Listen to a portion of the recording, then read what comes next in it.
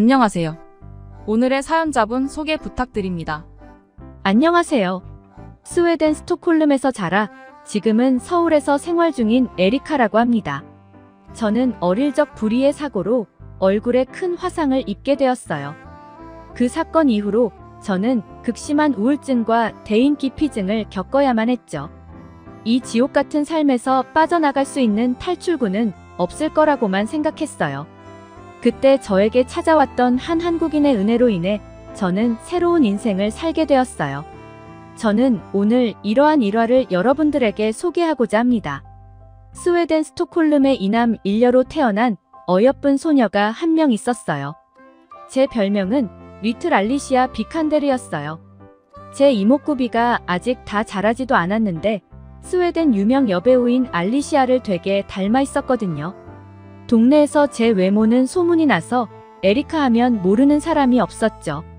길 가는 사람마다 남녀노소 불문하고 저를 한 번씩 쳐다보고 갔었어요. 하지만 그런 행복도 잠시 제게 크나큰 사건이 발생하게 되었답니다. 어느 날 주말에 낮잠을 자고 있을 때였어요. 그날 부모님은 부부 동반 산악 모임을 갔을 때였고 쌍둥이 오빠들은 교회에서 운영하는 기도 모임에 갔을 때였어요. 심심해서 마당에서 흙장난을 하다가 방에 들어가 잠이 들었죠. 그런데 그날 집 안가스가 터져버린 것입니다. 그로 인해 집은 불에 타버렸고 저는 구사회생으로 겨우 빠져나올 수 있었어요.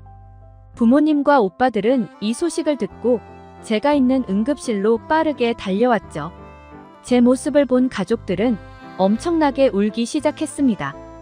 얼굴이 화상으로 인해 엉망이 됐기 때문이죠.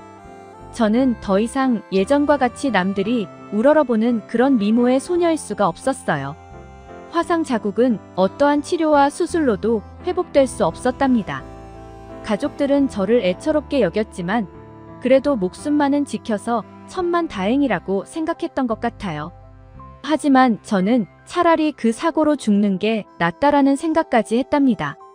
예전에는 저를 우러러보는 눈빛으로 사람들이 쳐다보았지만 사고 이후로는 눈살을 찌푸리는 시선들로 고초를 겪어야만 했었어요. 자연스럽게 저는 외출을 할 수 없게 되었답니다. 그렇게 집안에만 자꾸 있다 보니 우울증과 대인기피증이 생기더군요. 제 의지와 다르게 자꾸만 눈물이 흐르고 제가 무가치한 존재로 여겨졌어요. 게다가 잠도 제대로 잘 수 없었어요. 이러한 증상들이 전부 우울증 때문에 발생한 것이라고 하더군요. 저는 어떻게든 이 역경에서 벗어나려고 안간힘을 썼답니다.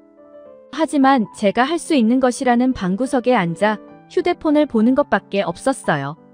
저의 긴 칩거 생활 중 그나마 저를 살아있게 만든 것은 바로 K-팝 아이돌 무대를 보는 것이었어요. 그중 가장 기억에 남는 무대와 노래는 소녀시대의 힘내라는 노래였어요. 그 노래로 닫혀있던 제 마음이 그나마 조금씩 열리면서 점차 밖으로 나갈 수 있었어요. 점차 대인기피증은 어느 정도 해소가 됐지만 그때까지 사람 얼굴을 정면으로 쳐다볼 수는 없었답니다. 저는 그렇게 어느덧 훌쩍 자라 성인이 되었어요. 저에게 대학을 간다는 것은 사치였을 뿐더러 공부에 큰 흥미도 없었답니다. 그때도 제 유일한 취미는 K-팝 아이돌의 춤을 따라 추고 노래를 따라 부르는 것이었어요. 그맘때쯤이었을까요? 저에게 작은 소원이 하나 생겼습니다. 그것은 바로 한국으로 가서 사는 거였어요.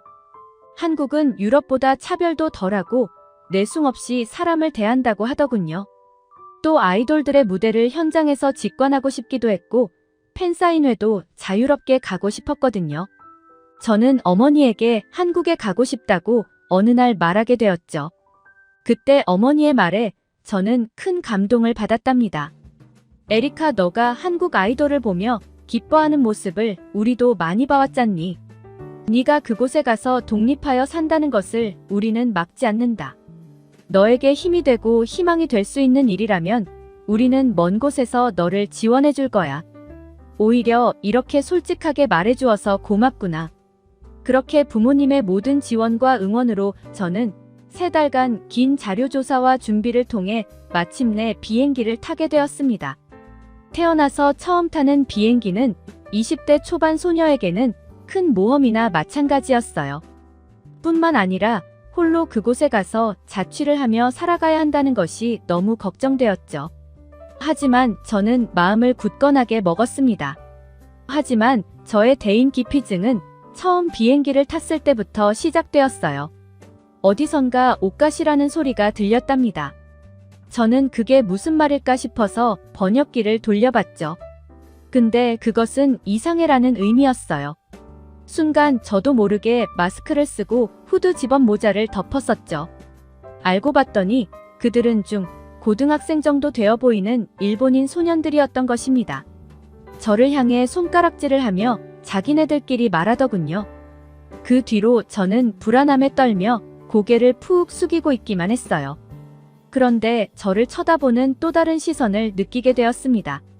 그 시선은 바로 제 왼쪽에 앉은 키가 작은 동양인 남자의 시선이었어요. 자꾸만 저를 흘끔흘끔 보길래 아까의 불안함이 또 다시 찾아오게 되었고, 저는 점점 스트레스 받기 시작했어요. 저는 참다 못해 그를 향해 외쳤습니다. 얼굴에 화상 입은 사람 처음 보세요? 그렇게 흘끗거리지 말고 볼 거면 말하세요. 제대로 보여줄게요. 그를 향해 일그러진 눈빛으로 제가 쏘아대니 그는 엄청나게 당황해하며 말하더군요. 정말 죄송합니다. 제가 큰 실례를 범했네요. 그런데 제가 그쪽을 쳐다본 것은 화상 때문이 아니라 이목구비가 너무 예쁘고 고우신데 하면서 저에게 자신의 휴대폰을 보여주더군요. 그의 휴대폰 안에는 본인의 SNS 계정이 있고 그는 팔로워 수가 10,000명이 넘는 것이 아니겠어요? 그리고 프로필 사진 아래쪽을 보니 메이크업 아티스트라고 적혀 있었어요. 저는 한국인 메이크업 아티스트예요. 그쪽 얼굴이 너무 아름다우신데 자꾸 고개를 숙이고 있어서 마음이 별로 안 좋더라고요. 아까 저쪽 일본 남자애들이 그쪽을 가리키며 말하는 것을 얼떨결에 들었습니다. 실례가 안 된다면 한국 도착하면 제가 근사하게 메이크업을 해줘도 될까요? 저는 평소 많은 K-팝 무대들을 보면서 K-뷰티에도 관심이 있었답니다. 또한 그의 SNS에 수많은 사진들의 메이크업 사진들이 너무나 아름다운 것이 아니겠어요? 저는 들뜬 마음으로 그의 권유를 수락하게 되었죠. 그렇게 4시간 정도 우리는 이것저것 대화를 나누다 보니 내적 친밀감도 생겨버렸답니다. 어느덧 한국 공항에 우리는 착륙하게 되었고 제 일정을 잠시 미룬 뒤 그가 운영하는 샵으로 같이 향하게 되었어요.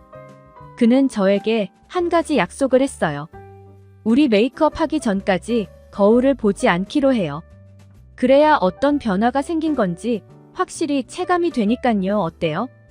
그렇게 1시간가량 메이크업을 마치게 되었고 헤어 디자이너도 어느샌가 불렀나 보더군요. 곱슬기 있는 머리를 좀 더 자연스럽게 펴주겠다며 고데기와 각종 헤어 도구를 가지고 제 머리를 만지기 시작했어요. 그때까지 저는 제 변화된 모습을 보지 못했죠. 3시간가량 메이크업과 헤어를 마친 후 저는 거울을 보고 그만 눈이 왈칵 쏟아져 버렸답니다. 기존의 화상으로 일그러진 제 얼굴이 화장으로 완전히 가려지고 뽀얗게 커버가 된 것이에요.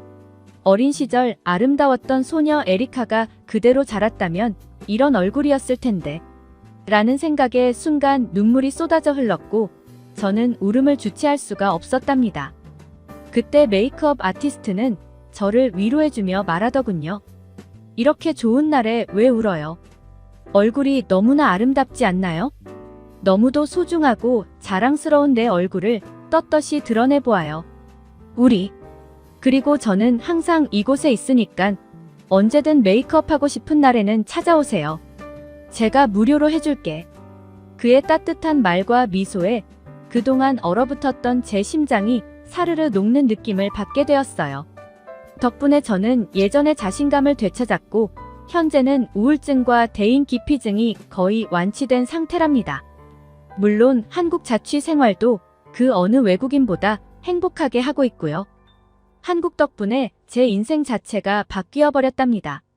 저에게 새로운 삶을 찾게 해준 한국과 메이크업 아티스트분 정말 감사합니다. 에리카님의 가슴 아픈 사연 잘 들었습니다. 불의의 사고로 극심한 우울증을 겪었던 그녀가 한국인 귀인을 만난 후 건강한 삶을 갖게 되었네요. 지금까지 왈칵이었습니다. 감사합니다.